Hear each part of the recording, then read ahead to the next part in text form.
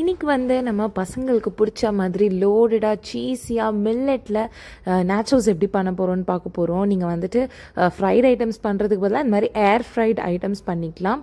So அதுக்கு தேவையான items நான் எடுத்து வச்சுருக்கேன். ஃபஸ்ட்டு மில்லெட் பாஜ்ரா ஃப்ளார் வந்து நான் எடுத்து வச்சுருக்கேன், அது ஒரு கப். அண்ட் தென் வந்துட்டு பக்கத்தில் ஒரு ஸ்டார் இன்க்ரீடியண்ட், அதுதான் வந்து மக்கா ஆட்டா. ஓகே, மெய்ஸ் ஃப்ளார் அதில் பண்ணோம். இந்த டார்ட்டியா நாச்சோஸ் இதெல்லாம் மேஜர்லி இதில் தான் பண்ணுவாங்க. பட் நம்ம அது கூட மில்லட் சேர்த்துக்கிறோம். இது வந்து ரைஸ் ஃப்ளார் வந்து ஒரு அரை கப் வச்சுருக்கேன். இப்போ அது ரெண்டும் ஒன்று இருந்ததுன்னா இது அரைன்னு வச்சுக்கோங்க, அந்த மாதிரி. ஓகே, தென் இதுக்கான சீசனிங்க்கு வந்து சால்ட்டு, டர்மரிக், சில்லி பவுடர், அவ்வளோதான் நான் போடுறேன். நம்ம வந்து ஏன்னா நேச்சோஸ்க்கு மேலே வந்துட்டு நம்ம மற்ற சீசனிங் ஆட் பண்ணிக்கலாம். கூட கொஞ்சோண்டு சிரோட்டி ரவை வச்சுருக்கேன், ஸோ தட் இட் ரீடைன்ஸ் அந்த கிறிஸ்ப். தென் கொஞ்சம் மிக்ஸ் பண்ணுறதுக்கு தண்ணி, அதுக்கப்புறமா வந்துட்டு அந்த இதில் கீயும் நான் எடுத்து வச்சுருக்கேன். ஓகே, ஒரு மெல்டட் கீ. இப்போ எல்லாத்தையுமே ஒரு பெரிய பவுலில் ட்ரை இன்க்ரீடியன்ஸை ஃபஸ்ட்டு ட்ரான்ஸ்ஃபர் பண்ணிக்கோங்க. நம்மளோட மில்லட் ஃப்ளார், மக்கியாட்டா, தென் ரைஸ் ஃப்ளார், அதுக்கப்புறம் நம்மளோட உப்பு, turmeric and then chilli powder, இது எல்லாத்தையுமே வந்துட்டு அதில் மிக்ஸ் பண்ணிடணும். மிக்ஸ் பண்ணிவிட்டு, ஆமாம், இந்த ரவையும் மறக்காமல் ஆட் பண்ணிவிடுங்க, சொல்ல மறந்துட்டேன். ரவையும் ஆட் பண்ணிவிட்டு நல்லா வந்துட்டு மிக்ஸ் பண்ணணும். ஓகே, ஸோ அதில் வந்துட்டு வெட்டையும் சேர்த்து இப்போவே போட்டுட்டிங்கன்னா கட்டி ஆகிடும், ஸ்பைசஸ் சரியாக மிக்ஸ் ஆகாது. ஸோ வந்துட்டு இது எல்லாத்தையும் முதல்ல போட்டுட்டு நல்லா விஸ்க் எடுத்துட்டு மிக்ஸ் பண்ணுங்க. ஸ்பூன்லேயோ கையிலையோ பண்ணால் சரியாக மிக்ஸ் ஆகாது. இது வந்துட்டு ஜஸ்ட் பவுடர் தான்றதுனால விஸ்க் வச்சுட்டு பண்ணிங்கன்னா ஈஸியாக மிக்ஸ் ஆகிடும், அவ்வளோதான். ஓகே, ஸோ இந்த மாதிரி நல்லா பொறுமையாக பண்ணுங்கள். நீங்கள் வந்துட்டு கடையில் மைதாவில் பண்ணுது, அப்புறம் இதே வந்துட்டு நேச்சோஸ் பண்ணுறேன்ட்டு இது எல்லாத்தையுமே சேர்த்து ஆயிலில் பொரிக்கிறதுக்கு பதிலாக நான் காட்டுற மாதிரி ஏர் ஃப்ரையரில் பண்ணிங்கன்னா கிறிஸ்பியாகவும் இருக்கும், டேஸ்டியாகவும் இருக்கும். ஸோ இதுதான் நம்ம இதுக்கு தேவையான மொத்த நெய்யே. ஓகே, நான் இவ்வளோ தான் யூஸ் பண்ணுறேன்.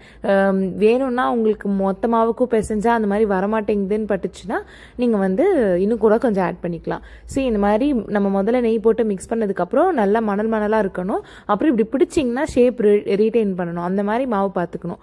அப்போ தான் வந்துட்டு நல்லா வரும். இதுக்கு அப்புறம் தான் தண்ணி கொட்டணும். ஸோ பிடிச்சி பார்த்துட்டு அது ஷேப் ஹோல்ட் பண்ணலான்னு பார்த்துட்டு அதுக்கப்புறமா தண்ணி ஆட் பண்ணி நல்லா ஒரு சாஃப்ட்டு பட் ஸ்டிஃபான டோவாக வந்து பிசைஞ்சிக்கோங்க.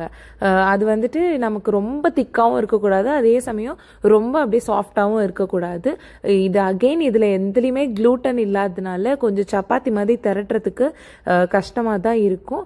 பட் ஸ்டில் பொறுமையாக பண்ணி நம்ம எடுக்கலாம். இதை வந்து நான் இங்கே மூடி ரெஸ்ட் பண்ண விட்டுறேன் ஒரு 30 மினிட்ஸ். அதுக்கப்புறமா நான் இங்கே வந்துட்டு நார்மல் சப்பாத்தி கல் எடுத்து வச்சுருக்கேன், திரட்டுறதுக்கு இதுவும் எடுத்து வச்சுருக்கேன். நான் இங்கே பால்ஸ் மாதிரி பண்ணி வச்சுருக்கேன், சின்ன சின்னதாக. ஓகே, அதில் ஒன்று மட்டும் எடுத்து நான் இங்கே வந்து செஞ்சு காட்டுறேன். ஒன்று எடுத்துக்கோங்க.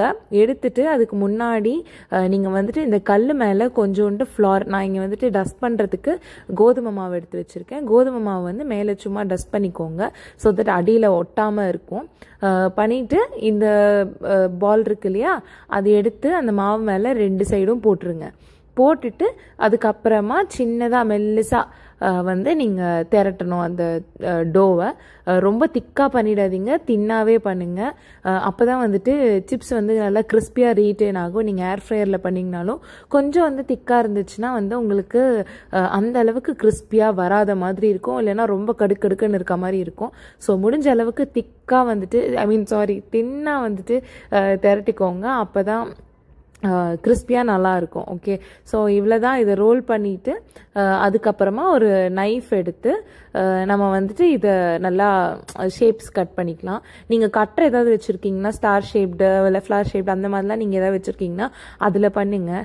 நான் இங்கே வந்துட்டு ட்ரையாங்கிள் பண்ணலாம், டைமண்ட் பண்ணலான்ட்டு என்னென்னமோ பண்ணி ஷேப்ஸில் மட்டும் கொஞ்சம் சொதப்பிட்டேன்.